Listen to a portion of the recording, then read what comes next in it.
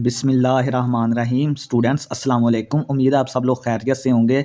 तो हाजिर है फिज़िक्स 101 के नए लेक्चर के साथ। 23 लेक्चर है, नंबर 23 इसका, ठीक है। और इसका टाइटल है इलेक्ट्रोस्टैटिक्स 2। ये पिछले लेक्चर की ही एक एक्सटेंशन है, ठीक है। हम मिड टर्म का कोर्स जो है वो कवर कर चुके हैं, तो अब फाइनल टर्म की तरफ बढ़ते हैं। तो इंशाल्लाह ताला आपका साथ चाहिए। जो भी हमारे चैनल पर नए स्टूडेंट्स आ रहे हैं वो काइंडली इसको लाजमी सब्सक्राइब करें, और वीडियो अच्छी लगे तो दोस्तों में लाजमी शेयर करें, कमेंट करें और वीडियो को भी लाइक करें। तो चलिए स्टार्ट करते हैं अपना लेक्चर, ठीक है। ये मैंने आपको बताया था कि ये 22 लेक्चर की ही एक्सटेंशन है, ठीक है। लेक्चर 23 जो है वो उसका ही पार्ट 2 है। इलेक्ट्रोस्टैटिक्स 2 इसका टाइटल है। तो चलिए स्टार्ट करते हैं कि हमने प्रीवियस लेक्चर जो था उसमें हमने डिस्कस किया था पॉइंट चार्ज के बारे में, that are at a distance from one another, ठीक है। हमने पिछले लेक्चर में जो डिस्कस किया था ना वो पॉइंट चार्जेस के बारे में डिस्कस किया था, और सारे जो पॉइंट चार्जेस थे ना वो एक दूसरे से डिस्टेंस पर थे। मिसाल के तौर पर एक अगर यहाँ पे चार्ज था तो दूसरा यहाँ पे था, तीसरा यहाँ पे कहीं था, ठीक है। यानी कि उनके दरमियान डिस्टेंसेस थे, ठीक है। लेकिन अब जो उनको जो चार्जेस एक दूसरे से डिस्टेंस पे होते हैं उनको हम डिस्क्रीट चार्जेस बोलते हैं। डिस्क्रीट चार्जेस का क्या मतलब है कि एक दूसरे से चार्जेस का डिस्टेंस होता है, वो किसी खास फासले पर होते हैं। कि अगर एक चार्ज यहाँ पे है, एक यहाँ पे है, एक यहाँ पे है, तो ये डिस्क्रीट चार्जेस हैं। ये कंटिन्यूस चार्जेस नहीं है। कंटिन्यूस चार्जेस कौन से होते हैं कि एक के बाद फ़ौरन दूसरा, दूसरे के बाद फ़ौरन तीसरा, मतलब कि उनमें गैप नहीं आता, बिल्कुल कंटिन्यूस चार्जेस होते हैं, ठीक है। उनके दरमियान कोई भी गैप नहीं आता। तो इस लेक्चर में हम जितनी भी बातें करेंगे सारी कंटिन्यूस चार्जेस के बारे में बात करेंगे। तो सबसे पहले हम देखते हैं कि कंटिन्यूस चार्जेस जो हैं वो कितनी किस्म के होते हैं और ये क्या होते हैं, ठीक है। तो हम बात करते हैं कंटिन्यूस चार्ज डिस्ट्रीब्यूशन, ठीक है। कि जब हमारे चार्जेस को डिस्ट्रीब्यूशन जो है वो कंटिन्यूस हो, यानी कि एक के बाद दूसरा, दूसरे के बाद तीसरा, लगातार चार्जेस चलते जा रहे हो, उनके दरमियान गैप कोई ना हो। तो ये चार्ज डिस्ट्रीब्यूशन जो कंटिन्यूस होती है वो 3 टाइप्स की होती है। सबसे पहली इसकी टाइप होती है लीनियर चार्ज डिस्ट्रीब्यूशन।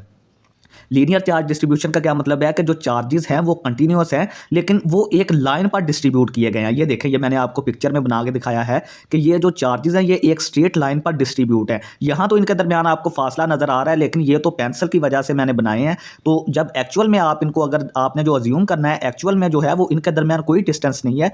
एक के बाद फ़ौरन दूसरा, दूसरे के बाद फ़ौरन तीसरा, इस तरह करके, ठीक है। और ये जो लेंथ है इसकी, उसको हमने Z बोल दिया है, ठीक है। ये जो मतलब जिस लाइन पर ये पड़े हुए हैं ना चार्जेस, उसकी लेंथ कोई होगी, उसको हमने Z बोल दिया है, ठीक है। तो इसके लिए हम एक टर्म डिफाइन करेंगे, linear charge density. Linear charge distribution के लिए हम जो टर्म डिफाइन करते हैं वो होती है linear charge density. Linear charge density का क्या मतलब होता है कि पर यूनिट लेंथ पर कितने चार्जेस मौजूद हैं, यानी कि पर यूनिट लेंथ पर कितने चार्जेस मौजूद हैं, ठीक है। तो ये देखें कि ये लीनियर किस लिए है, क्योंकि ये हम लाइन को कंसीडर कर रहे हैं, ठीक है। एक लाइन को कंसीडर करेंगे तो इसलिए हमने ये लीनियर चार्ज डेंसिटी इस्तेमाल किया है, ठीक है। तो लीनियर चार्ज डेंसिटी को हम ये लैम्डा से रिप्रेजेंट करते हैं। डी क्यू जो है वो चार्ज की मिकदार है, ठीक है। इसमें से आप कुछ छोटा सा हिस्सा इसका कंसीडर कर लें। ये देखें, कुछ छोटा सा हिस्सा, ये मैंने जिस पर ब्रैकेट लगाई है इसको आप डी जेड कर लें, ठीक है। इसकी लेंथ डी जेड होगी, यानी डी किस लिए इस्तेमाल होता है, बहुत छोटे हिस्से के लिए। तो यहाँ पे एक छोटे से हिस्से पर एक छोटा सा चार्ज होगा जिसको हमने डी क्यू बटा डी जेड बोल दिया। तो इसका क्या मतलब हो गया, चार्ज पर यूनिट लेंथ, यानी कि पर यूनिट लेंथ है, ठीक है। एक छोटी सी लेंथ पर जो चार्ज होगा उसकी रेशो को हमने लीनियर चार्ज डेंसिटी बोल दिया। इसको लैम्डा से रिप्रेजेंट करते हैं। It is uniformly distributed charges. और ये जो लाइन पर चार्जेस डिस्ट्रीब्यूट है ना वो यूनिफॉर्मली है, कि यानी यहाँ पे भी सेम चार्ज है, यहाँ पे भी सेम है, यहाँ पे भी सेम, यहाँ पे भी सेम है, सारी जगह पे सेम चार्जेस हैं, ठीक है। तो ये हमने लीनियर चार्ज डेंसिटी की एक टर्म को डिफाइन कर दिया, जिसको हमने बोला charge per unit length. Next हम चलते हैं सरफेस चार्ज डिस्ट्रीब्यूशन। अब पहले हमने देखा था कि एक लाइन पर चार्जेस को डिस्ट्रीब्यूट किया गया, अब हम किसी सरफेस पर चार्जेस को डिस्ट्रीब्यूट करेंगे। ये देखें, ये हमारे पास एक स्क्वायर शेप की हमारे पास एक सरफेस है, इस पर हमने पॉजिटिव चार्जेस को डिस्ट्रीब्यूट कर दिया है, ठीक है। तो इसको हम क्या बोलेंगे, इसको बोलेंगे सरफेस चार्ज डिस्ट्रीब्यूशन, क्योंकि हमने इस पर सरफेस पे चार्ज जो है वो डिस्ट्रीब्यूट कर दिया है और हर जगह पे ये यूनिफॉर्म है। यहाँ पे आप सरफेस का कोई भी पॉइंट ले लें, वहाँ पे चार्ज सेम होगा, ठीक है। ये नहीं है कि यहाँ पर कुछ है चार्ज, यहाँ पे कुछ है, तो ये यूनिफॉर्म स्प्रेड है चार्ज का, ठीक है। ये आपने याद रखना है। तो जब हम सरफेस की बात करते हैं तो सरफेस का हमेशा एरिया होता है, लेंथ नहीं होती, सरफेस का एरिया होता है, ठीक है। लाइन जो हमने पीछे पढ़ी थी, लाइन डिस्ट्रीब्यूशन, वो हमारे पास लेंथ आई थी, और अब जो हम सरफेस की बात करेंगे तो उसके लिए हमारे पास एरिया की टर्म डिफाइन होगी। तो सरफेस चार्ज डेंसिटी, इसके लिए हम क्या करेंगे, सरफेस चार्ज डेंसिटी को डिफाइन करेंगे। जिस तरह हमने पीछे लीनियर चार्ज डेंसिटी डिफाइन की थी ना, तो इसके लिए हम सरफेस चार्ज डेंसिटी डिफाइन करेंगे। इसको हम ये सिग्मा से रिप्रेजेंट करते हैं। तो डी क्यू क्या है, छोटा सा चार्ज छोटे से एरिया पर, ठीक है, यानी कि छोटे से चार्ज का रेशो छोटे से एरिया के लिहाज से। तो इसको हम क्या बोलेंगे, चार्ज पर यूनिट एरिया, यानी कि किसी छोटे से एरिया पर कितना चार्ज है उसकी रेशो को हम क्या कहते हैं, सरफेस चार्ज डेंसिटी। नेक्स्ट हम बात करते हैं वॉल्यूम चार्ज डिस्ट्रीब्यूशन। इसमें हम जो चार्ज को डिस्ट्रीब्यूट करते हैं ना वो किसी वॉल्यूमेट्रिक ऑब्जेक्ट पर करते हैं, जैसे कि किसी स्फीयर पर। ये देखें जो स्फीयर होता है ना वो 3D होता है, उसका वॉल्यूम होता है, ठीक है, उसका ना तो एरिया होता है ना उसकी लेंथ होती है, मतलब एरिया और लेंथ का इस्तेमाल नहीं करते, बल्कि जो 3D ऑब्जेक्ट्स होती हैं उनके लिए वॉल्यूम इस्तेमाल करते हैं, जिस तरह volume of cylinder, volume of sphere. तो ये हमारे पास क्या है कि एक स्फीयर पर हमने पॉजिटिव चार्ज को यूनिफॉर्मली स्प्रेड कर दिया है, तो उसके लिए हम जो टर्म डिफाइन करेंगे वो हमारे पास होती है वॉल्यूम चार्ज डेंसिटी। ये देखें पिछले के लिए एरिया इस्तेमाल किया था, अब स्फीयर का हमारे पास वॉल्यूम होता है, तो ये हमारे पास वॉल्यूम चार्ज डेंसिटी इस वजह से आया है। इसको हम रो से रिप्रेजेंट करते हैं, तो इसको हम कैसे, फार्मूला इसका होगा D Q over D V. D Q over D V का क्या मतलब है कि यानी छोटा सा चार्ज छोटे से वॉल्यूम पर, डी का मतलब होता है बहुत छोटी चीज़, इन्फिनिटेसिमल, बहुत छोटी चीज़, ठीक है। तो छोटा सा चार्ज छोटे से एरिया पर हम उसको क्या बोलते हैं, वॉल्यूम चार्ज डेंसिटी। तो इसको हम डिफाइन कैसे करते हैं, charge per unit volume, charge per unit volume. तो ये आपने एमसीक्यूज के हवाले से भी इनको याद रखना है।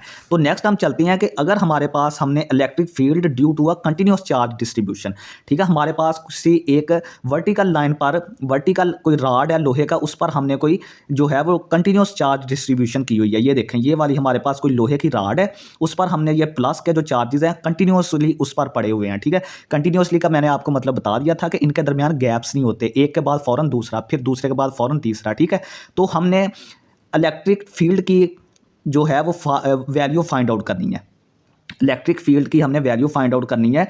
कंटिन्यूस चार्ज डिस्ट्रीब्यूशन है एक राड पर जो कि वर्टिकली है हमारे पास, ठीक है, ये वर्टिकल राड है, इस पर पॉजिटिव चार्जेस डिस्ट्रीब्यूट हैं, तो हमने इस पर इलेक्ट्रिक फील्ड को फाइंड आउट करना है, ठीक है। तो देखें वो कह रहा है कि we can not use point charge formula due to continuous spreading, ठीक है। पॉइंट चार्ज फार्मूला हम कब इस्तेमाल करते हैं, जब हमारे पास चार्जेस डिस्क्रीट हो, यानी एक यहाँ पे पड़ा हो दूसरा किसी फासले पे पड़ा हो। तो लेकिन यहाँ पे हम वो कंसेप्ट नहीं इस्तेमाल कर सकते क्योंकि हमारे पास जो ये चार्ज की स्प्रेडिंग है ना वो कंटिन्यूस है, यानी कि एक के बाद फौरन दूसरा। तो हम यहाँ पे क्या करेंगे, यहाँ पे हम वही वाला कंसेप्ट इस्तेमाल करेंगे कि हम इसका एक छोटा सा टुकड़ा ले लेंगे जिसको मैंने डी ए बोला है, ठीक है, यानी कि हम इसका एक छोटा सा जो मतलब छोटी सी लेंथ ले लेंगे, क्योंकि ये हमारे पास एक राड है ना, तो राड की लेंथ होती है, तो हम एक छोटी सी एक इस तरह की इसकी लेंथ ले लेंगे। ये भी मैंने बहुत बड़ी बना दिया लेकिन ये आपको दिखाने के लिए, ठीक है। एक छोटी सी लेंथ लेंगे, उस पर जो चार्ज होगा ना उसको हम एनालाइज करेंगे, ठीक है। ये मैंने एक छोटी सी लेंथ ली, इस पर कितना चार्ज है डी क्यू, ये मैंने छोटी सी डी एल एक लेंथ ले ली, उस पर चार्ज कितना है डी क्यू, छोटी सी लेंथ पर छोटा सा चार्ज ले लिया हमने, ठीक है। तो यहाँ से हम क्या करेंगे, the electric field due to D Q. अब हम पॉइंट चार्ज की बात नहीं करेंगे बिल्कुल, क्योंकि ये हमारे पास कंटिन्यूस चार्ज है, तो कंटिन्यूस चार्ज की सूरत में हम डी क्यू ले लेंगे, एक छोटा सा हिस्सा ले लेंगे राड का जिस पर एक छोटा सा चार्ज हो गए डी क्यू जिसको हम बोलेंगे। तो इसकी वजह से जो इलेक्ट्रिक फील्ड होती है वो छोटी सी इलेक्ट्रिक फील्ड होगी, छोटी इलेक्ट्रिक फील्ड डी क्यू की वजह से जो इलेक्ट्रिक फील्ड होगी वो भी डी ई होगी, ठीक है। तो ये हमारे पास K D Q over R square into R unit vector. R unit vector का क्या मतलब है कि इलेक्ट्रिक फील्ड की डायरेक्शन को बताता है कि ये हमारे पास इलेक्ट्रिक फील्ड की डायरेक्शन किस तरफ है, ठीक है। ये हमारे पास फार्मूला वैसे होता है के क्यू ओवर आर स्क्वायर, लेकिन यहाँ पे चार्ज हमारा डी क्यू है तो उसकी जगह पे हमने डी क्यू लगा दिया और ये वाला नीचे आर स्क्वायर वैसे ही आ गया, ठीक है। ये हमारे पास इलेक्ट्रिक फील्ड का फार्मूला होता है ये वाला, ठीक है। अब हमारे पास चार्ज डी क्यू है, ठीक है, इसलिए नेक्स्ट हम चलते हैं to find total electric field. ये देखिए हमने एक छोटा सा हिस्सा लिया था ना इसका, अब क्या करें कि ये जो छोटा सा हिस्सा लिया था ना इसको आप इंटीग्रेट कर दें। इंटीग्रेशन का क्या मतलब है, छोटे छोटे पार्ट्स को वो एक बड़ा पार्ट बना देती है इंटीग्रेशन, ठीक है। तो हमने जो छोटा सा पार्ट लिया था उसको अगर हम इंटीग्रेट कर दें पूरी सरफेस, पूरी ये लाइन पर, पूरी लाइन पर अगर हम इसको इंटीग्रेट कर दें तो वो हमारे पास पूरी लाइन पर जो है इलेक्ट्रिक फील्ड आ जाएगी, क्योंकि इंटीग्रेशन का मतलब ही यही होता है कि ये सारी मतलब जो चीज़ है उसको सम कर देता है, इकट्ठा कर देता है इंटीग्रेशन, ठीक है। तो ये देखें दोनों तरफ आप क्या करें, इंटीग्रेशन ले लें इसकी, ठीक है। इंटीग्रेशन जब ली तो ये डी जो होता है वो इंटेग्रल से कट जाता है, आपने याद रखना है, ठीक है। जो ये देखें मैंने दोनों तरफ यहाँ पे इंटेग्रल ले लिया, ये देखें, ठीक है। और के हमारा कांस्टेंट है, ये इंटेग्रल से बाहर आ जाएगा, ठीक है। जो कांस्टेंट होता है वो इंटीग्रेशन और डेरिवेशन में बाहर आ जाता है, ये देखें ये बाहर आ गया, और डी क्यू बटा R square into R unit vector ये वाली चीज़ जो है वो इंटीग्रेशन के अंदर रह गई, ठीक है। तो ये देखें यही इसका फार्मूला है, ये ई जो है टोटल ई हमारे पास किसके बराबर है कि अगर हम इस चीज़ को सारी छोटी छोटी ई जो छोटे छोटे इलेक्ट्रिक फील्ड हमें मिले हैं अगर हम उसको इंटीग्रेट कर दें तो वो सारे का इलेक्ट्रिक फील्ड हमें मिल जाएगा। और सिर्फ हमने इसको दोनों तरफ हमें इंटीग्रेशन अप्लाई की है। तो अगर हम बात करें 3D केस की, अगर हमारे पास जो इलेक्ट्रिक फील्ड हमने 3D केस में फाइंड आउट करनी है, फिर हम जो इलेक्ट्रिक फील्ड ई होगी उसका ई एक्स यानी कि अलोंग एक्स कंपोनेंट भी फाइंड आउट करेंगे, अलॉन्ग वाई कंपोनेंट भी फाइंड आउट करेंगे, अलॉन्ग जी कंपोनेंट भी फाइंड आउट करेंगे, क्योंकि हमारे पास 3D में है, 3 डायरेक्शन में है, ठीक है। और आई जे के हमारे पास जो है वो यूनिट वेक्टर है अलॉन्ग एक्स वाई जेड। और यहाँ पे जो ई एक्स होगा ना, वो एक्स एक्सिस में जितनी इलेक्ट्रिक फील्ड, छोटी छोटी इलेक्ट्रिक फील्ड होंगी सबका सम होगा, ठीक है। और ई वाई जो होगा वो जितनी वाई एक्सिस के अलॉन्ग छोटी छोटी इलेक्ट्रिक फील्ड होंगी उनको इंटीग्रेट करके हमें मिलेगा। और जो ई जेड है वो जेड के एक्सिस के अलॉन्ग जितनी छोटी छोटी इलेक्ट्रिक फील्ड होंगी उनको हमारे पास जो इंटीग्रेट करके हमें ई जेड मिल जाएगा, ठीक है। तो ये था हमारे पास कि अगर हमने किसी वर्टिकल रॉड पे एक इलेक्ट्रिक फील्ड की वैल्यू जो है वो फाइंड आउट करनी है विद डी क्यू चार्ज, एक छोटा सा चार्ज लेकर, छोटे से चार्ज की वजह से छोटी सी इलेक्ट्रिक फील्ड पैदा होगी। उस इलेक्ट्रिक फील्ड को अगर हम सारी को इंटीग्रेट करेंगे तो वो पूरी रॉड पर हमें जो है वो गिवन मिल जाएगी, जो इलेक्ट्रिक फील्ड होगी, टोटल इलेक्ट्रिक फील्ड, ठीक है। नेक्स्ट हम चलते हैं electric field due to charge ring. देखेंगे हम इसमें यही वाला कंसेप्ट इस्तेमाल करेंगे कि एक छोटा सा हिस्सा लेंगे फिर उसको इंटीग्रेट कर देंगे, सिंपल बस यही काम करेंगे और कोई इसमें साइंस नहीं है, ठीक है। जो छोटा सा हिस्सा होगा उसको हम लेके इंटीग्रेट कर देंगे तो हमारे पास टोटल जो सरफेस होगी या टोटल एरिया होगा उस पर हमें जो इलेक्ट्रिक फील्ड मिल जाएगी। अब हमने इलेक्ट्रिक फील्ड फाइंड आउट करनी है चार्ज रिंग, ठीक है। हमारे पास एक रिंग है, ये देखें गोल सा रिंग होता है ना, जिस तरह आपकी अंगूठी होती है वो भी रिंग होती है, ठीक है। एक चार्ज रिंग है, ठीक है, यानी कि एक रिंग है कोई लोहे का, मतलब कि कोई लोहे का जो सरिया है उसको मोड़कर उन्होंने एक रिंग बना दिया है। तो उस पर ये कंटिन्यूस चार्ज डिस्ट्रीब्यूट किया गया है, पॉजिटिव चार्ज उसके हर पॉइंट पर पॉजिटिव चार्ज है। जिस तरह हमने लाइन पर पढ़ा था ना पॉजिटिव चार्ज, ये हर पॉइंट पर पॉजिटिव चार्ज है।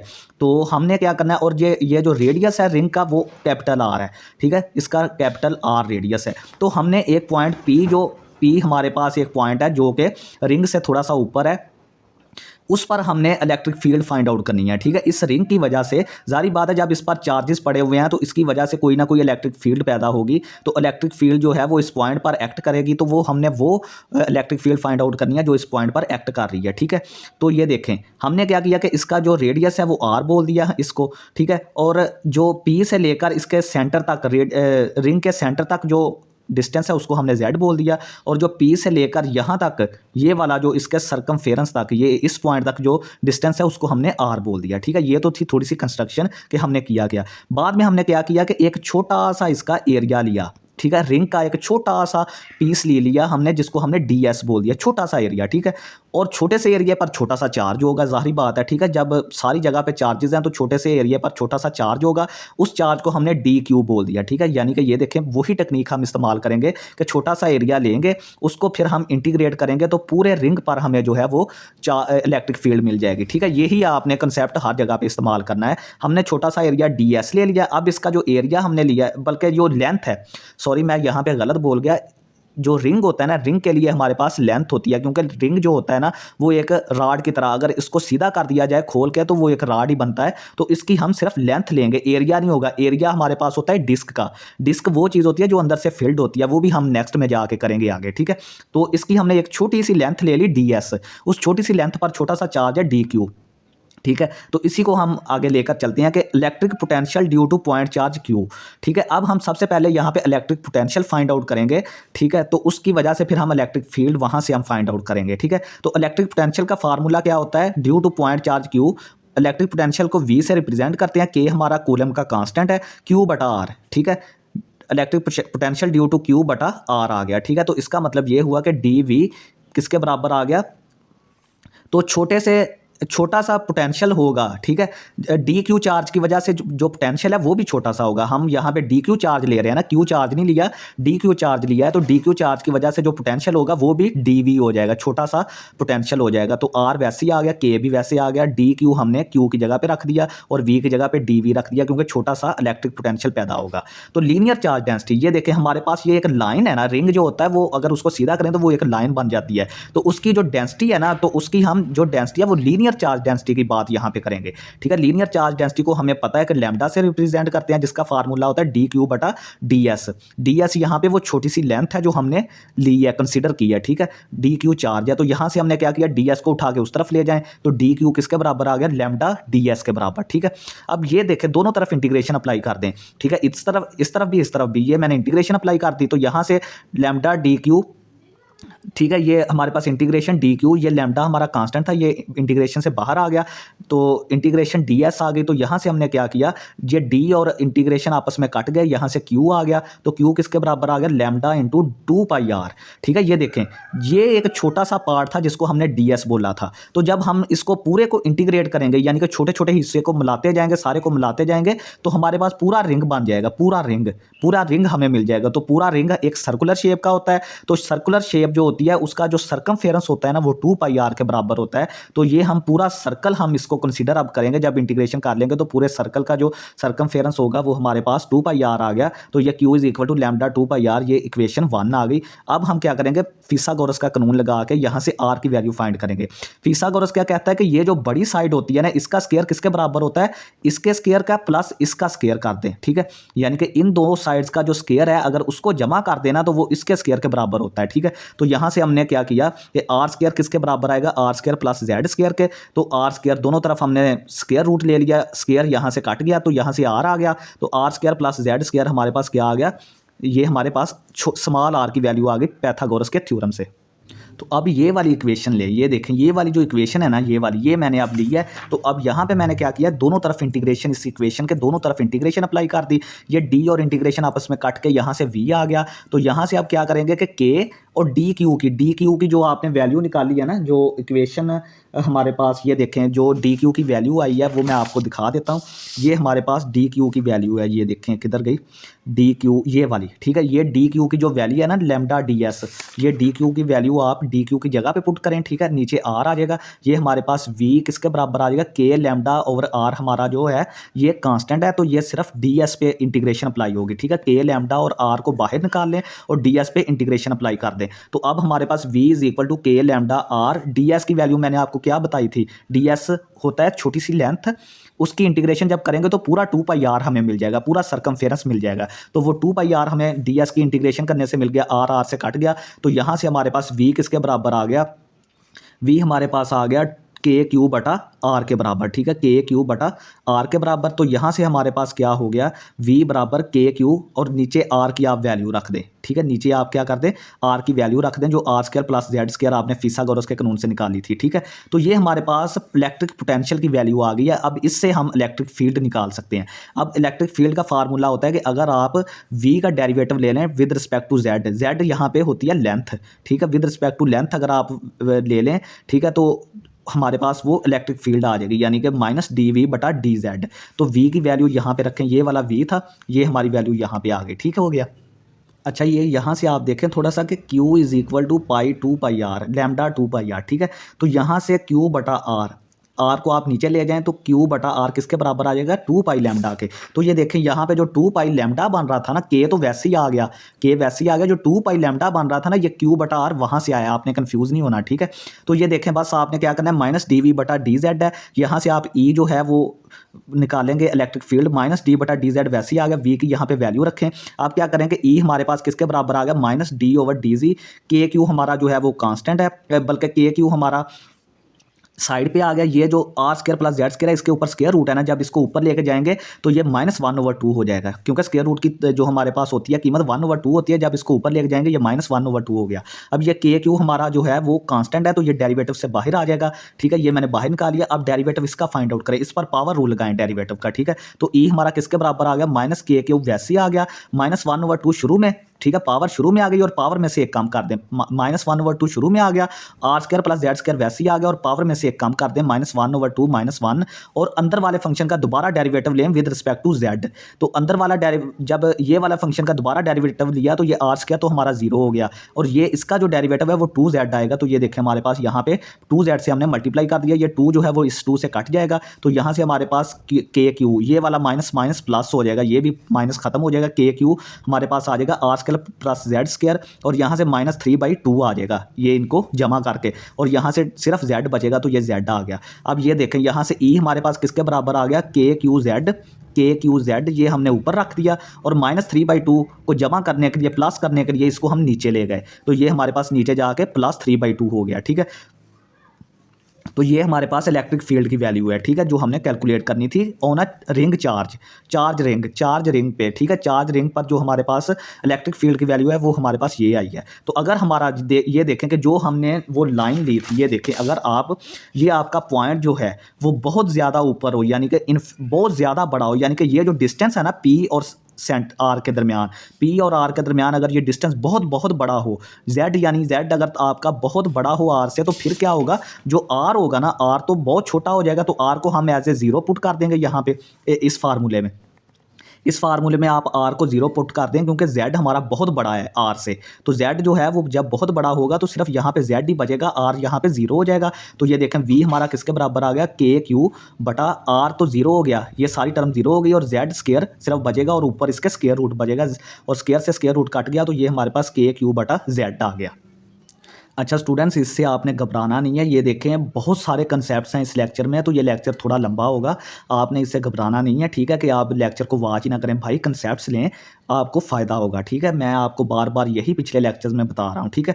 अब हमने इलेक्ट्रिक फील्ड फाइंड आउट करनी है due to infinite line charge, ठीक है। कोई हमारे पास इन्फिनिट लाइन है और उस पर हमारे पास पॉजिटिव चार्जेस बिखरे पड़े हैं, ठीक है, उस पर हमारे पास पॉजिटिव कंटिन्यूस चार्जेस हैं। ये देखें, ये एक इन्फिनिट लाइन है ये वाली, ठीक है, तो इस पर पॉजिटिव चार्जेस हैं, हमने इस पर इलेक्ट्रिक फील्ड को फाइंड आउट करना है। तो हम क्या करेंगे, हम ये करेंगे कि इसको गाजेस लॉ इस पर अप्लाई करेंगे, ठीक है। फिर हम क्या करेंगे, इस पर इलेक्ट्रिक फ्लक्स, गाजेस लॉ जो है वो हमें इलेक्ट्रिक फ्लक्स बताता है, तो हम वहाँ से भी इलेक्ट्रिक फ्लक्स कैलकुलेट करेंगे, और इलेक्ट्रिक फ्लक्स का जो अपना फार्मूला है वहाँ से कैलकुलेट करके इनको फिर हम कंपेयर कर देंगे आपस में, तो वहाँ से हमारे पास इलेक्ट्रिक फील्ड हमें मिल जाएगी। तो चलिए, ये हमारे पास एक लाइन है जिस पर पॉजिटिव चार्जेस बिखरे पड़े हैं, ये इन्फिनिट लाइन है, कोई इसकी जो है वो लिमिट नहीं है कि इसकी लेंथ कोई, ठीक है। तो हमने इसके इर्द गिर्द एक ना गाशियन सरफेस बना दिया, सिलेंड्रिकल गाशियन सरफेस। ये देखें, मैंने इस पर एक सिलेंडर सा बनाया हुआ है ना, तो ये इस पर हमने एक अपने पास से, ये गाजेस लॉ हम जाके आगे पढ़ेंगे, वो आपको फिर वहाँ से ये ज़्यादा चीज़ समझ आ जाएगी, ठीक है। हमने इस लाइन के गिर्द एक गाशियन सरफेस जो सिलेंडर की शेप की है वो बना दी है। तो ये देखें, पॉजिटिव चार्जेस की वजह से इसके जो इलेक्ट्रिक फील्ड है ना, वो ये जो मैंने एरोज़ बनाए हैं इस सिमत में भी है, और इस तरह करके ये जो मैंने एरोज़ बनाए हैं ये इलेक्ट्रिक फील्ड को रिप्रेजेंट कर रहे हैं, ठीक है। तो देखेंगे ये जो सिलेंडर है इसकी हाइट एच है, ठीक है, जो हमने सिलेंडर बनाया है इसकी हाइट एच है। तो हम देखते हैं कि जब हमारे पास ये सिलेंडर होगा तो हमारे पास ये देखें, ये जो हमारे पास लाइन है ना, अगर ये लाइन है तो यहाँ पे हम लीनियर चार्ज डेंसिटी का फार्मूला इस्तेमाल करेंगे। इसके लिए हम लाइन के लिए कौन सा फार्मूला इस्तेमाल करते हैं, लीनियर चार्ज डेंसिटी का। वो हमें पता होता है कि lambda is equal to D Q बटा डी जेड, ठीक है, lambda is equal to D Q बटा डी जेड, क्योंकि ये एक लाइन पर चार्जेस पड़े हुए हैं, तो उसके लिए लीनियर चार्ज डेंसिटी इस्तेमाल करेंगे। तो इसको आप क्या करेंगे, डी जेड को उठाकर उस तरफ ले जाएं, ये लैम्डा डी जेड आ जाएगा, और दोनों तरफ आप इंटीग्रेशन अप्लाई कर दें, ठीक है। तो यहाँ से हमारे पास क्या होगा, डी और इंटीग्रेशन कट जाएंगे, तो ये लैम्डा कांस्टेंट था, लैम्डा बाहर आ जाएगा, तो यहाँ से क्यू हमारा किसके बराबर आ जाएगा, लैम्डा इंटू डी जेड का इंटेग्रल। और जो डी जेड है ना, डी जेड इसका जो हमारे पास होगा सिलेंडर, उसका एक छोटा सा पार्ट है सिलेंडर का। तो जब हम सारे छोटे छोटे पार्ट्स को इकट्ठा कर देंगे, उनकी इंटीग्रेशन कर देंगे, तो वो हमारे पास इसकी हाइट एच आ जाएगी, ठीक है। यानी कि ये हमारे पास जो डी जेड है ना, वो एक छोटा सा पार्ट था, हमने जब उसकी इंटीग्रेशन की तो वो हमारे पास बहुत बड़ा, हमारे पास पूरा सिलेंडर यानी उसकी हाइट एच आ जाएगी। तो हम डी जेड के इंटीग्रेशन की जगह पे एच लगा दिया, ये देखें कि O is equal to lambda H आ गया। अब हम क्या करेंगे कि सिलेंडर जो है उसको हम तीन सर्फेसेज में डिवाइड कर देंगे। ये देखें, एक ये वाली ऊपर वाली सर्कुलर सरफेस, एक ये वाली नीचे वाली सर्कुलर सरफेस, और एक ये वाली सरफेस, ये वाली, ठीक है, ये वाली, ठीक है। ये मतलब जो इसकी बाकी सरफेस बचेगी, एक ऊपर वाला गोल हिस्सा, एक नीचे वाला गोल हिस्सा, और ये तीसरा हिस्सा जो इसके दरमियान में सारा इसने कवर किया हुआ है। हमने तीन में इसको डिवाइड कर दिया। अब हम क्या करेंगे कि सबसे पहले इलेक्ट्रिक फ्लक्स फाइंड आउट करेंगे। पहली इलेक्ट्रिक फ्लक्स हम यहाँ पे फाइंड आउट करेंगे, यहाँ पे, ठीक है। ये जो होगा इस पार्ट पर, ये हमने ये वाला एरिया लिया है, तो ये इसका जो लेंथ वेक्टर होगा ये परपेंडिकुलर टू सरफेस होता है। ये जो इसका लेंथ वेक्टर होता है, आपने याद रखना है कि लेंथ वेक्टर हमेशा परपेंडिकुलर टू सरफेस होता है। ये हमारी सरफेस है, ये वाली, जिस पर हम इलेक्ट्रिक फ्लक्स फाइंड आउट कर रहे हैं। तो ये जो लेंथ वेक्टर है वो इस पर परपेंडिकुलर होगा, ये देखें मैंने तीर से रिप्रेजेंट किया है। और जो इलेक्ट्रिक फील्ड लाइंस है वो इस तरफ है, यानी कि लेंथ वेक्टर और इलेक्ट्रिक फील्ड के दरमियान कौन सा एंगल है 90 का। ये देखें इलेक्ट्रिक फील्ड लाइंस इस तरफ हैं और लेंथ वेक्टर इस तरफ है, तो इसका मतलब ये है जो इलेक्ट्रिक फ्लक्स होती है ना वो किसके बराबर होती है, इलेक्ट्रिक फील्ड के ज़रबे electric field dot product with area vector या लेंथ वेक्टर जिसको हम बोलते हैं। यहाँ पे हम लेंथ वेक्टर इस्तेमाल करेंगे, डी ए इस्तेमाल करेंगे, ठीक है, यानी कि छोटा सा एरिया, ठीक है, वो इस्तेमाल करेंगे, यानी कि इलेक्ट्रिक फील्ड और छोटे से एरिया का डॉट प्रोडक्ट। जहाँ पे डी ए जो है वो एक यूनिट एरिया है अपर पोर्शन पे, ये हम अपर पोर्शन को अभी डिस्कस कर रहे हैं, ठीक है। तो ये देखें फाई वन हमारा किसके बराबर आ गया, ई डॉट ए। जब डॉट प्रोडक्ट होता है तो उसके लिए कॉज इस्तेमाल होता है, कॉज थीटा। तो थीटा देखें, थीटा इनके दरमियान क्या है, 90 का एंगल बन रहा है। ये फील्ड लाइंस ये वाली और एरिया वेक्टर ये वाला ऊपर की तरफ जो है, इनके दरमियान कितना एंगल बन गया, 90 का। तो ई डॉट डी ए, ये हमारे पास इलेक्ट्रिक फ्लक्स का फार्मूला होता है, ये आपने याद रखना है, ठीक है। ये मैं आपको आगे भी बताऊंगा जाके, इलेक्ट्रिक फ्लक्स का ये वाला फार्मूला होता है। तो ई डॉट डी ए किसके बराबर, कॉज 90 डिग्री। तो कॉज 90 जीरो के बराबर होता है, तो ये सारी चीज़ 90 हो जीरो हो गई, तो ये हमारे पास फाई वन जो है वो जीरो के बराबर आ गया, ठीक है। अब हम नीचे वाले सरफेस पे बात करेंगे जो हमने नीचे वाला कंसीडर किया था। अब इसका ये एक छोटा सा ये जो डब्बा मैंने लिया हुआ है, ये भी मैंने एक छोटा सा एरिया लिया हुआ है डी ए, जिस तरह मैंने ऊपर लिया था ना, यहाँ पर डी ए छोटा सा, इसका अब लेंथ वेक्टर नीचे की तरफ होगा, परपेंडिकुलर होगा, ठीक है। ये देखें ये सरफेस है, ये हमारी सरफेस है और इसका एरिया वेक्टर इस तरह परपेंडिकुलर होगा। तो ये हमारी ये वाली सरफेस है और एरिया वेक्टर इस तरह परपेंडिकुलर होगा, यानी कि इसके दरमियान भी 90 का एंगल बनेगा। तो जो फाई टू है यानी फ्लक्स टू हमारी जो है वो भी जीरो के बराबर आ जाएगी, ठीक है। ये भी आपने याद रखना, फाई वन फाई टू दोनों जीरो के बराबर आ गए। अब हम बात करते हैं ये जो सेंटर वाला सरफेस हमने बनाई थी, तीन में हमने डिवाइड किया था ना, तो इसको हम अब कंसीडर कर रहे हैं, ये जो सेंटर वाला है इसको कंसीडर करते हैं। तो ये ई डॉट डी ए, ये हमारे पास ई डॉट डी ए आ गया। तो फाई थ्री हमारे पास, अब देखें कि इसका एरिया वेक्टर इस तरफ है, ठीक है। ये हमारी ये सरफेस है ये वाली, इसका एरिया वेक्टर परपेंडिकुलर ये तीर की तरफ है। अब इलेक्ट्रिक फील्ड लाइंस इस तरफ है और एरिया वेक्टर इस तरफ है, मींस के इसके दरमियान एंगल 0 डिग्री का है। तो 0 डिग्री का एंगल होगा तो cos 0 हमारा कितना होता है, 1 होता है। तो इसका जवाब ई डॉट डी ए आ गया, ई डॉट डी ए आ गया, ठीक है। फाई थ्री का जवाब ई डॉट डी ए आ गया। तो फाई थ्री यहाँ से क्या आ गया, ई हमारा कांस्टेंट है वो बाहर आ गया। तो डी ए हमारा क्या है, पूरा जो हमने ये सरफेस तीसरी सरफेस का एरिया, तीसरी सरफेस का एरिया छोटा सा एरिया था, इसको हमने इंटीग्रेट करेंगे तो हमें पूरे सिलेंडर का एरिया मिल जाएगा। तो ये देखें एक तो 2 पाई आर ये वाला एरिया 2 पाई आर यानी कि सरकमफेरेंस, और अगर इसको हम एच से मल्टीप्लाई हाइट से मल्टीप्लाई कर दें तो ये सिलेंडर का एरिया हमें ये वाला अंदर वाला मिल जाएगा। यानी कि डी ए की जगह पे हम क्या लिख सकते हैं, 2 पाई आर एच लिख सकते हैं। ये एक तो सर्कल वाला सरकमफेरेंस और इसको हाइट एच से मल्टीप्लाई किया तो ये ई कांस्टेंट था ये बाहर आ गया, तो इसको हमने 2 पाई आर एच लिख दिया। अब देखें कि टोटल फ्लक्स हमारे पास क्या आ गई, phi one plus phi two plus phi three. Phi one phi two zero थी और फाई थ्री की वैल्यू हमारे पास ये आई है, ये देखें ये वाली, तो इसको हमने इक्वेशन 1 बोल दिया। अब जो गाजेज लॉ आया है हमारे पास वो भी हमें इलेक्ट्रिक फ्लक्स के बारे में बताता है। वो कहता है कि इलेक्ट्रिक फ्लक्स जो होती है इनक्लोज्ड इन अ क्लोज सरफेस वो किसके बराबर होती है, चार्ज बटा एप्सिलॉन नॉट, ठीक है। जो इलेक्ट्रिक फ्लक्स होती है वो किसके बराबर होती है, चार्ज बटा एप्सिलॉन नॉट के, ठीक है। तो यहाँ से हमने चार्ज की क्या वैल्यू निकाली है, चार्ज हमारे पास था लैम्डा एच, ये देखें यहाँ से ये वाली चीज़, तो क्यू की जगह लैम्डा एच पुट करें, एप्सिलॉन नॉट वैसे ही आ गया, इसको इक्वेशन 2 बोल दें। अब 1 और 2 को कंपेयर कर दें, ये 1 है ये 1 लिख दी और ये 2 थी ये मैंने 2 लिख दी, यहाँ से एच कट गया। तो ई हमारे पास ई की वैल्यू हमने इलेक्ट्रिक फील्ड निकालना था, तो इलेक्ट्रिक फील्ड हमने निकाल के lambda over 2 pi R epsilon naught, ठीक है। और आर यूनिट वेक्टर, ये आर यूनिट वेक्टर इसकी डायरेक्शन बताता है इलेक्ट्रिक फील्ड की, ठीक है।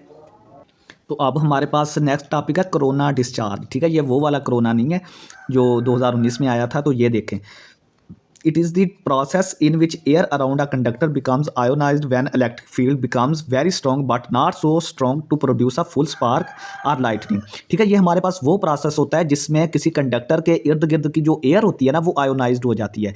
आयोनाइज्ड क्यों हो जाती है, क्योंकि उसके इर्द गिर्द इलेक्ट्रिक फील्ड बहुत ज़्यादा स्ट्रॉन्ग हो जाती है, जिसकी वजह से उसके इर्द गिर्द की जो एयर होती है ना वो आयोनाइज्ड हो जाती है। और इतनी भी आयोनाइज या इतनी भी स्ट्रॉन्ग स्ट्रॉन्ग इलेक्ट्रिक फील्ड नहीं होती कि वहाँ पे कोई स्पार्क बिजली का पैदा हो जाए या वहाँ पे लाइटनिंग हो जाए, मतलब जिसको हम बोलते हैं कि मतलब पटाखा पै गया, ठीक है। वो उस तरह नहीं होती, ये एक छोटी सी मतलब के छोटा सा, वो कहता है कि इट क्रिएट्स अ फेंट ग्लो, वो छोटी छोटी सी चिंगारियाँ पैदा करती हैं। अगर आप कहीं वो बड़ी बिजली की लाइनों के ज़रिए से वो खंभे के करीब से गुजरे तो वहाँ से हल्की हल्की आवाज़ भी आती है और हल्की हल्की जो है वो चमकारियाँ भी पैदा होती हैं, तो उसको जो है वो कोरोना डिस्चार्ज बोलते हैं, ठीक है। वो क्यों होता है? क्योंकि उसके इर्द गिर्द की जो कंडक्टर, जो बिजली की तारें होती हैं ना, उनके इर्द गिर्द की जो एयर होती है ना, वो आयोनाइज हो जाती है due to strong electric field, ठीक है। तो उस प्रोसेस को ही हम कोरोना डिस्चार्ज कहते हैं। तो वो हल्का हल्का साउंड भी पैदा करता है और हल्की हल्की जो है वो लाइटनिंग या चिंगारियाँ भी हल्की हल्की पैदा करता है, लेकिन वो इतना स्ट्रॉन्ग नहीं होता है कि वहाँ पे मतलब फुल बिजली जो है वो स्पार्क हो जाए, इस तरह करके मतलब पटाखा पड़ जाए, इस तरह का नहीं सीन होता, ठीक है।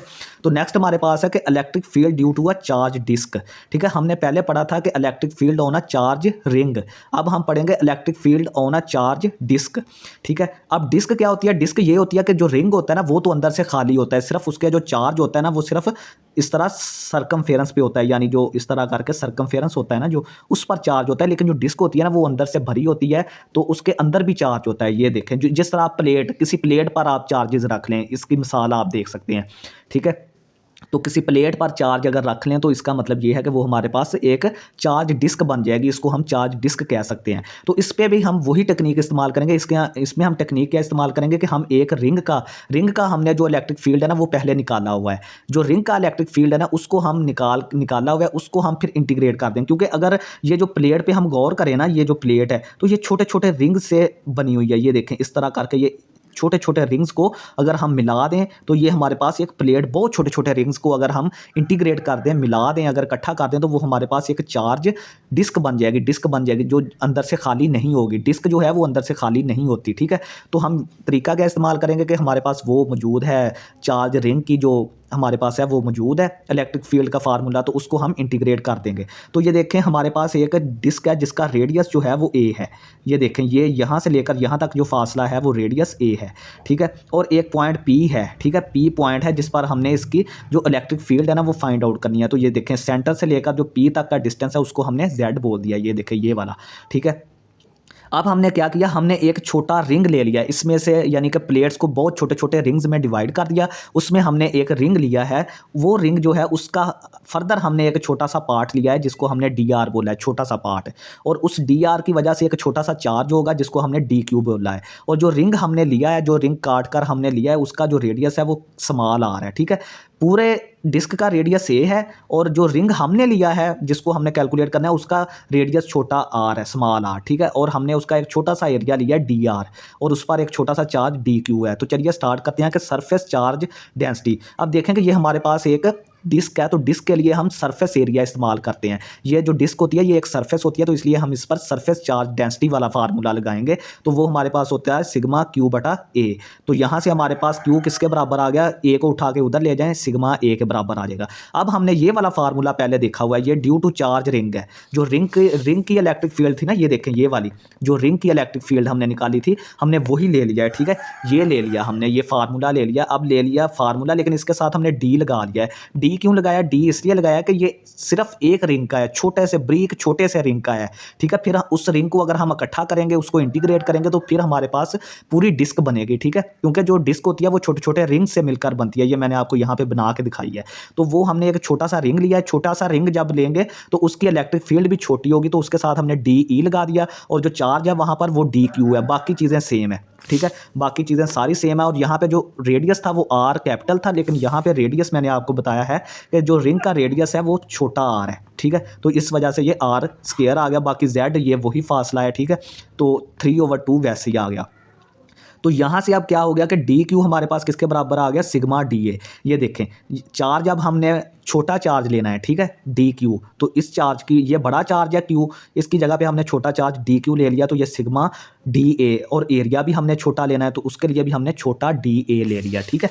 तो अब चलते हैं नेक्स्ट, हमारे पास क्या आ गया यहाँ पर, अब देखते हैं कि टू डी ए हमारे पास किसके बराबर आ गया, 2πr डी आर। अब देखेंगे हमारे पास अगर ये रिंग है ना जो हमने कंसीडर किया है, उसका रेडियस आर है और उसका जो छोटा सा एरिया हमने लिया था वो डी आर लिया था, यानी कि छोटी सी लेंथ उसकी जो ली थी वो डी आर ली थी। लेकिन जैसे हम रिंग को सीधा करेंगे, खोल देंगे रिंग को, वो हमारे पास एक स्ट्रेट लाइन बन जाएगी।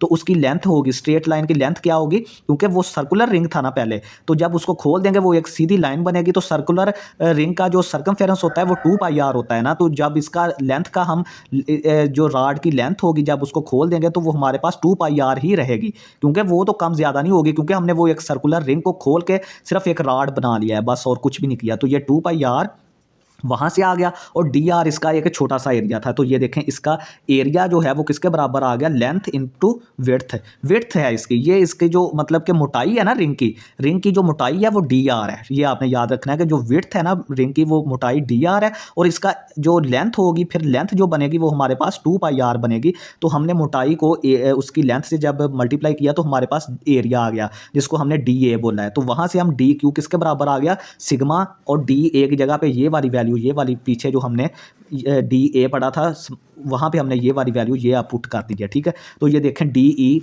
अब क्या करें कि जहाँ पे डी क्यू था ना फार्मूले में, डी ई वाला जो पीछे फार्मूला अभी पढ़ा है वहाँ पे ये वाली वैल्यू आप पुट कर दें, ये वाली, ठीक है। ये वाली वैल्यू आप ये वाली पुट कर दी यहाँ पे। अब दोनों तरफ इंटीग्रेशन ले लें, ठीक है। इस चीज़ दोनों का, इस इक्वेशन का दोनों तरफ इंटीग्रेशन ले लें, और इंटीग्रेशन आपने कहाँ से लेकर कहाँ तक करना है, 0 से लेकर ए तक। ये देखें अगर मैं आपको यहाँ पे दिखा सकूँ तो ये जो बड़ा रिंग है ना, जो बड़ी हमारे पास डिस्क है उसका रेडियस कितना है, ए। तो हमने छोटे छोटे रिंग्स, एक बिल्कुल छोटा रिंग होगा जिसका रेडियस 0 होगा, जो बिल्कुल सेंटर में यहाँ पे जो सबसे छोटा रिंग होगा, ऐसा ऐसा रिंग्स को बड़ा करते जाएं और बड़ा करते जाएं तो ये ए तक आएगा। ए तक आखिरी जो रिंग होगा जब डिस्क बनेगी तो उसका हमारे पास जो रेडियस होगा ना वो ए बन जाएगा, जो कि पूरी डिस्क का रेडियस होगा, ठीक है। तो हमने 0 से लेकर ए तक इसको इंटीग्रेट करेंगे तो ये वाला फार्मूला वैसे ही आ गया, ये वाली चीज़, ठीक है।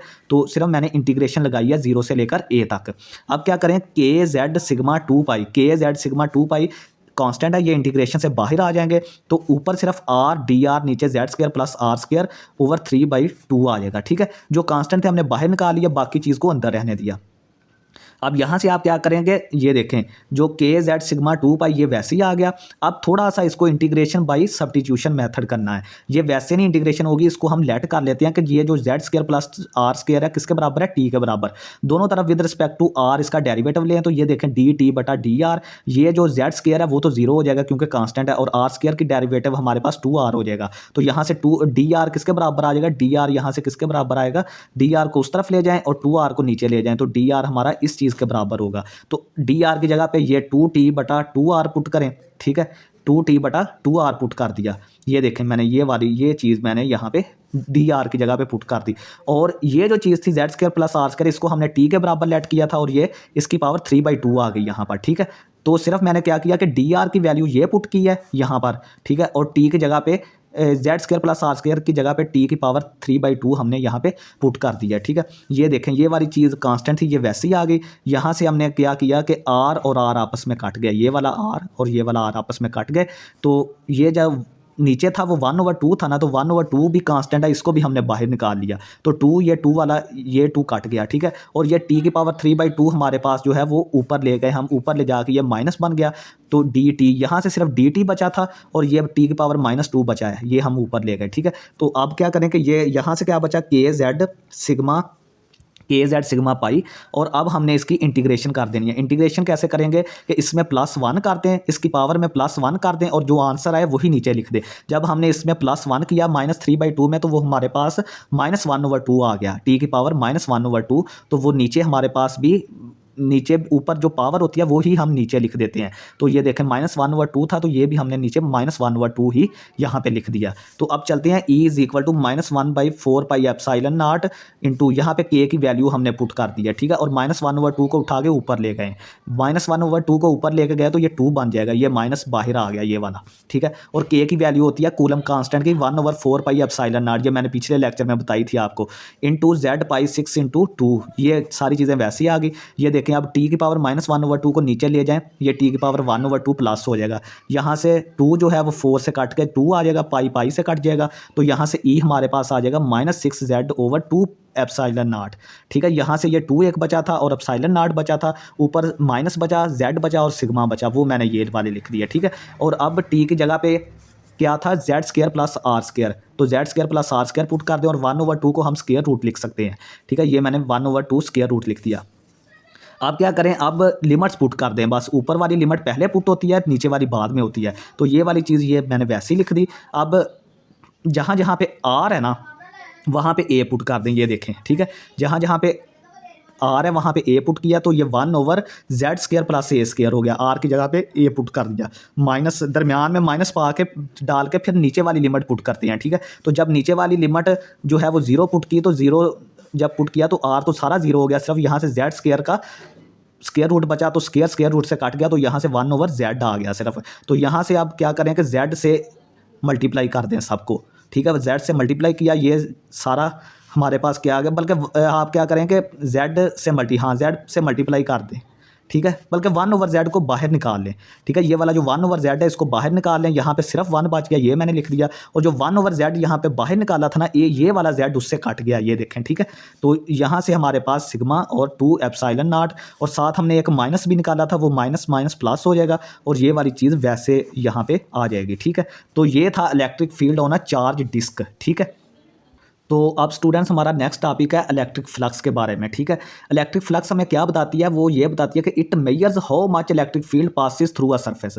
ये हमें बताती है कि किसी सरफेस में से कितनी इलेक्ट्रिक फील्ड जो है वो गुजर रही है। इसका फार्मूला क्या होता है, फाई ई से इसको हम डिनोट करते हैं, और इसका फार्मूला होता है ई डॉट ए। ये मैंने आपको एक पिछली एग्जाम्पल में, जहाँ पे हमने वो एक सिलेंडर बनाकर हमने वो इलेक्ट्रिक फील्ड कैलकुलेट की थी, जहाँ पे गाजेस लॉ भी इस्तेमाल हुआ था और इलेक्ट्रिक फ्लक्स भी इस्तेमाल हुई थी, ये वाला फार्मूला वहाँ पे इस्तेमाल हुआ था, phi E is equal to E dot A, ठीक है। ई डॉट ए, तो जब डॉट प्रोडक्ट होता है तो वहाँ पे कॉस थीटा आता है, तो ये देखें ई ए कॉस थीटा आ गया। अब ये देखें, अगर हमारे पास एक ये सरफेस है, रेक्टेंगुलर सरफेस अगर हमारे पास है, तो यहाँ से ये देखें ये इलेक्ट्रिक फील्ड लाइंस गुजर रही हैं, ठीक है, इस तरफ। ये जो मैंने एरो के निशान बनाए हैं, इसका मतलब है कि इलेक्ट्रिक फील्ड की डायरेक्शन इस तरफ है, ठीक है। और जो एरिया वेक्टर होता है ना, एरिया वेक्टर हमेशा परपेंडिकुलर टू सरफेस होता है, ठीक है। ये एमसीक्यूज भी आता है कि जो एरिया वेक्टर होता है उसकी डायरेक्शन क्या होती है, एरिया वेक्टर हमेशा परपेंडिकुलर टू सरफेस होता है। ये देखिए, अगर ये सरफेस है हमारी, तो इस तरफ एरिया वेक्टर होगा, ठीक है। ये आपने याद रखना है कि यानी इलेक्ट्रिक फील्ड लाइंस की डायरेक्शन इस तरफ है, और सरफेस के परपेंडिकुलर जो होता है वो एरिया वेक्टर होता है, ये आपने याद रखना है। तो ये देखें कि ई यहाँ पे क्या है, इलेक्ट्रिक फील्ड वेक्टर, ए हमारा एरिया वेक्टर है जो कि परपेंडिकुलर टू सरफेस होता है, ठीक है। ये मैं आपको बार बार बता चुका हूँ कि area vector perpendicular to surface होता है, कि यानी कि सरफेस के साथ उसका 90 का एंगल बनता है, ये आपने याद रखना है। तो थीटा जो है वो हमारा एंगल है बिटवीन ए एंड ई, ठीक है। थीटा हमारा एंगल होगा एरिया वेक्टर और इलेक्ट्रिक फील्ड के दरमियान जो एंगल होगा, ठीक है। अब हम पढ़ते हैं गाजेस लॉ, ठीक है। गाजेस लॉ क्या कहता है कि the total electric flux through a close surface is equal to the net charge enclosed divided by epsilon naught. ये भी हमें इलेक्ट्रिक फ्लक्स के बारे में बताता है। ये गाजेस लॉ जो है वो हमें टोटल इलेक्ट्रिक फ्लक्स के बारे में बताता है थ्रू अ क्लोज सरफेस।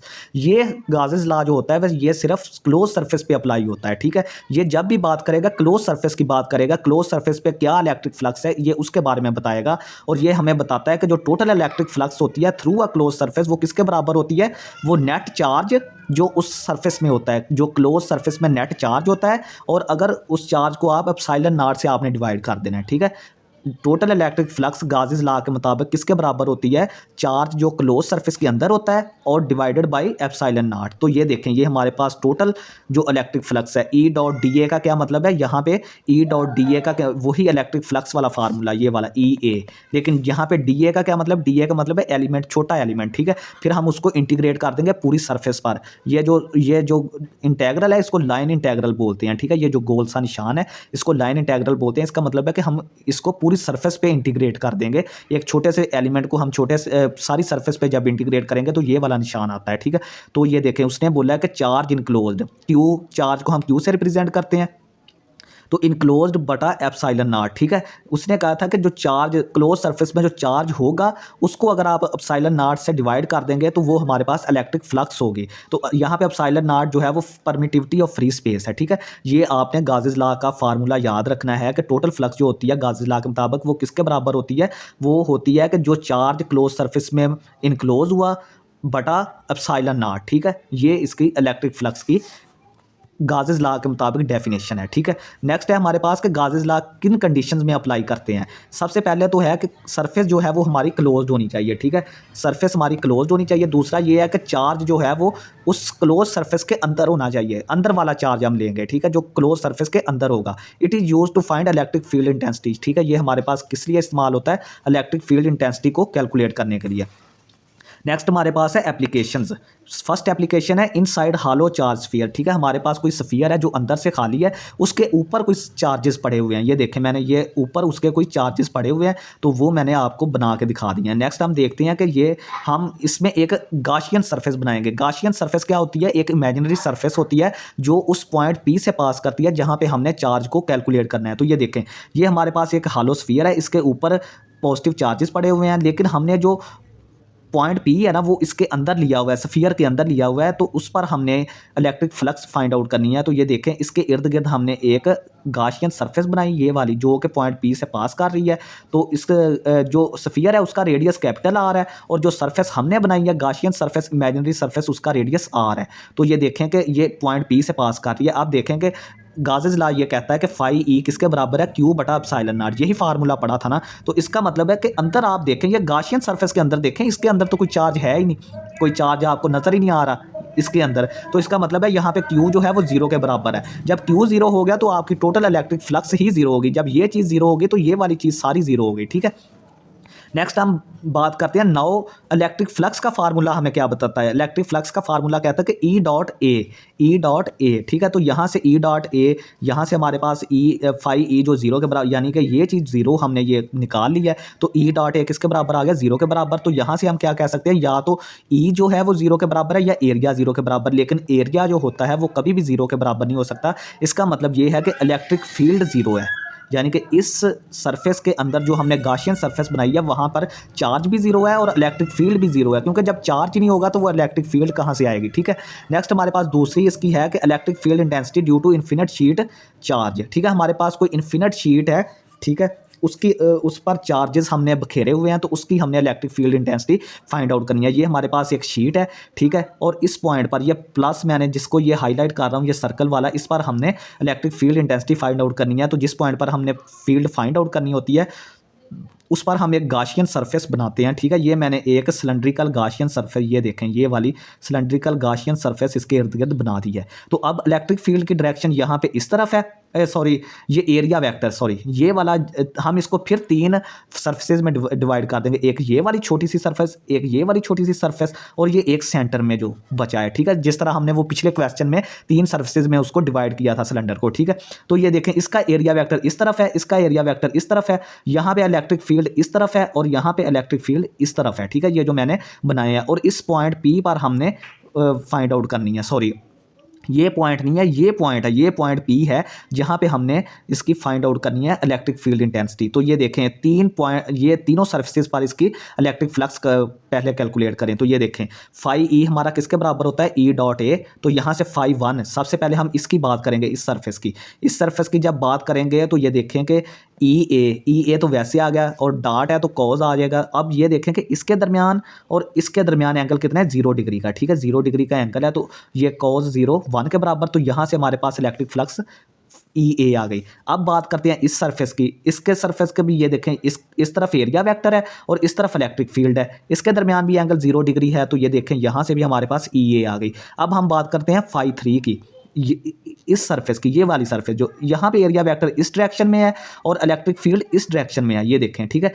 एक चीज़ इस डायरेक्शन में और दूसरी इस डायरेक्शन में, इनके दरमियान एंगल 90 का बना। तो ये देखें फाई 3 हमारी ई ए कॉज 90 और कॉज 90 0 होता है, तो ये 0 के बराबर आ गई। अब हमारे पास टोटल फ्लक्स हमारे पास किसके बराबर आ गई, phi E, phi 1 plus phi 2 plus phi 3 के बराबर हमारे पास आ गई।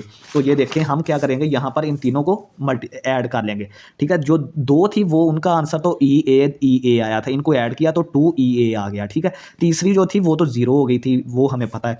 अब गाजिस लॉ हमें क्या कहता है, गाजिस लॉ के जरिए हम इलेक्ट्रिक फ्लक्स क्या कहते हैं, वो कहता है कि Q बटा एप्सिलॉन नॉट, Q बटा एप्सिलॉन नॉट, यही फार्मूला है ना गाजेस लॉ का। तो यहाँ से आप देखें कि सिग्मा किसके बराबर है, Q बटा ए के बराबर सरफेस चार्ज डेंसिटी। इसके ये हम सरफेसेस के लिए तीन सरफेसेस बनाई थी हमने, तो उनके लिए हम कैलकुलेट कर रहे हैं। तो ये देखें उनके लिए हमारे पास जो है वो यहाँ से Q किसके बराबर आ गया, सिग्मा ए के बराबर। तो ये Q की जगह पे हमने सिग्मा ए पुट किया, ये एप्सिलॉन नॉट वैसे आ गया। अब ये जो इक्वेशन 1 है और इक्वेशन 2, इस इक्वेशन को 2 बोल दें और ये 1 है, इनको कंपेयर करें, ए से कट जाएगा तो हमारे पास ई यहाँ से क्या आ जाएगा, 2 वहाँ पे जाकर डिवाइड हो जाएगा, तो ई हमारा सिग्मा ओवर 2 एप्सिलॉन नॉट आ जाएगा। ये हमारे पास इलेक्ट्रिक फील्ड इंटेंसिटी आ जाएगी। अब हमारा लास्ट टॉपिक है students, work against fields. When you move a charge against the direction electric field you do work on charge, ठीक है। देखेंगे अगर हमारे पास कोई चार्ज पड़ा हुआ है, यहाँ पर पॉजिटिव चार्ज पड़ा हुआ है रेस्ट की हालत में, तो अगर हम कोई और पॉजिटिव चार्ज, तो इसकी जो इलेक्ट्रिक फील्ड लाइंस है ना वो इस तरह होंगी, इस तरफ को, ठीक है, इस तरफ को भी, इस तरफ को भी, इस तरफ को भी, जो ये रेस्ट में पड़ा हुआ है, ठीक है। मैंने आपको पिछले लेक्चर में ये चीज़ बताई थी कि पॉजिटिव चार्ज की जो फील्ड लाइंस है वो इस तरह निकलती हैं, इस तरह करके, ठीक है, आउटवर्ड निकलती हैं बाहर की तरफ। तो जब हम कोई पॉजिटिव चार्ज इसके करीब लाने की कोशिश करेंगे तो वो इसको रिपेल करेगा, तो हमें उसके करीब ले जाने के लिए हमें वो اس پر کام کرنا پڑے گا, اس پر ورک کرنا پڑے گا, جس کی وجہ سے ہماری انرجی ضائع ہوگی. تو یہ دیکھیں when you move a charge against the direction electric field, یہ دیکھیں الیکٹرک فیلڈ کی ڈائریکشن اس طرف ہے اور چارج کو ہم اس کے اگینسٹ لے کے جا رہے ہیں, تو ہمیں ورک کرنا پڑ رہا ہے, انرجی لگانی پڑ رہی ہے. تو یہ دیکھیں electric field naturally pushes positive charge in its direction. تو جو الیکٹرک فیلڈ ہوتی ہے نا, وہ کسی پازیٹیو چارج کو اپنی ڈائریکشن میں موو کرواتی ہے.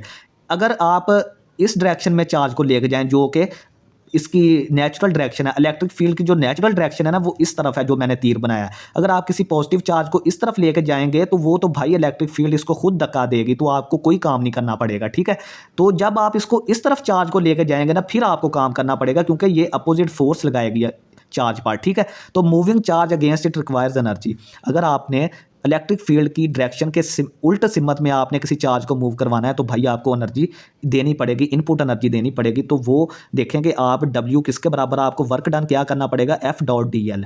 تو اے سے لے کر بی تک, یعنی کہ آپ نے اس پازیٹیو چارج کو موو کروانا ہے پوائنٹ اے سے لے کر بی تک. اور یہ مائنس سائن کیوں ہے, مائنس سائن اس وجہ سے ہے کہ یہ ہمیں کام کرنا پڑ رہا ہے. جب ہمیں کام کرنا پڑ رہا ہوتا ہے تو یہ مائنس سائن اس وجہ سے آتا ہے کیونکہ ہم انرجی خود دے رہے ہیں, تو یہ اس وجہ سے مائنس سائن آیا ہے. تو یہ دیکھیں اے ٹو بی ہم نے چارج کو موو کیا, F dot D L. D L کیا ہے, یہاں پہ کوئی چھوٹا سا ڈسپلیسمنٹ ہے جس کو ہم ڈسٹینس بھی بولتے ہیں, اور فورس ہم جو اس پر لگا رہے ہیں, ٹھیک ہے. تو ہمیں پتہ ہے کہ فورس برابر کس کے ہوتی ہے, کیو بٹا ای ہمارے پاس کس کے برابر ہوتا ہے, ٹھیک ہے. فورس ہمارے پاس ہوتی ہے, الیکٹرک فورس جو ہوتی ہے وہ کیو بٹا ایف کے برابر ہوتی ہے, ٹھیک ہے, کیو بٹا ای کے برابر, ٹھیک ہے. تو یہاں سے ہم نے کیو ای چارج, ٹھیک ہے, جو فورس ہے وہ ہمارے پاس کس کے برابر ہوتی ہے, کیو ای کے برابر ہوتی ہے, اور ڈی ایل ساتھ ویسے ہی آ گیا. کیو ہمارا چارج ہے یہاں پر, ای ہماری الیکٹرک فیلڈ ہے, ڈی ایل ہمارا ڈسپلیسمنٹ ہے جس کو ڈسٹینس بھی بولتے ہیں. تو یہ دیکھیں کہ اگر ہم نے پازیٹیو ورک کیا مووی اگینسٹ دا فیلڈ, جب بھی ہم اگینسٹ دا فیلڈ, یعنی کہ اگر فیلڈ کی ڈائریکشن اس طرف ہے اور ہم اس طرف کو چارج لے کے جا رہے ہیں تو ہم نے پازیٹیو ورک کیا, اور اگر فیلڈ کی ڈائریکشن اس طرف ہے اور چارج کو بھی ہم اس طرف لے کے جا رہے ہیں تو ہم نے نیگیٹو ورک کیا, ٹھیک ہے. تو work against electric field changes the electric potential energy that is. تو جب ہم کسی چارج پر ورک کریں گے تو اس کی الیکٹرک فیلڈ کے اگینسٹ جب ورک کریں گے, جب الیکٹرک فیلڈ کے اگینسٹ ورک کریں گے تو اس کی الیکٹرک پوٹینشیل انرجی چارج کی چینج ہو جائے گی. تو چینج ان انرجی کیا ہوگا کہ جو بی پوائنٹ پر انرجی تھی اس کو آپ مائنس کر دیں جو اے پوائنٹ پر انرجی تھی, ٹھیک ہے. تو یہ کس کے برابر ہو جائے گا, ڈبلیو اگینسٹ ٹی کس کے برابر ہو جائے گا, کیو وی بی مائنس وی اے. کیونکہ ہمیں پتہ ہے کہ یہ جو ہم کام کر رہے ہیں نا, اس کو ہم بعد میں الیکٹرک پوٹینشیل بولیں گے, یہ ہم اگلے لیکچر میں جا کے پڑھیں گے. اس کو ہم پھر الیکٹرک پوٹینشیل بولیں گے. وی جو ہے وہ ہمارا الیکٹرک پوٹینشیل ہے, اس کا فارمولا ہوتا ہے ڈبلیو بٹا کیو, ٹھیک ہے. تو یہ کیو اس طرف جا کے اسی وجہ سے یہ کیو وی بی مائنس کیو وی اے, ٹھیک ہے. یعنی be point per potential minus a point per potential, ان کو مائنس کر کے کیو سے ضرب دے دیں تو ہمیں ورک ڈن معلوم ہو جائے گا, ٹھیک ہے. تو لاسٹ پہ ایک نوٹ ہے کہ electric field intensity between the اپوزٹلی charged parallel plates is phi is equal to ای اے, ٹھیک ہے. الیکٹرک فیلڈ کی جو انٹینسٹی ہوتی ہے دو اپوزٹلی چارج پلیٹ کے درمیان وہ ای اے کے برابر ہوتی ہے. تو یہ تھا اسٹوڈنٹس ہمارا آج کا لیکچر. تو آپ بھی بولتے ہوں گے کہ سر نے یہ شارٹ لیکچر بولا تھا لیکن اتنا لمبا لیکچر ہو گیا. تو بھائی یہ بہت ہی ٹف لیکچر تھا, ٹھیک ہے. اس پر مجھے خود کافی محنت کرنی پڑی ہے, تو آپ کا بھی حق بنتا ہے کہ اس کو پورا سنیں. شارٹ کٹس نہ, پلیز شارٹ کٹس نہ لگایا کریں اللہ کے لیے, ٹھیک ہے. شارٹ کٹس نہ لگایا کریں, وہ آپ کا جو ہے وہ نظام خراب ہوگا پھر, ٹھیک ہے. کچھ نہ کچھ سمجھ کے جائیں, اچھا سمجھ کے جائیں, ٹھیک ہے. تو اگر لیکچر اچھا لگے تو پلیز چینل کو لازمی سبسکرائب کریں. بہت شکریہ اسٹوڈنٹس, اللہ حافظ.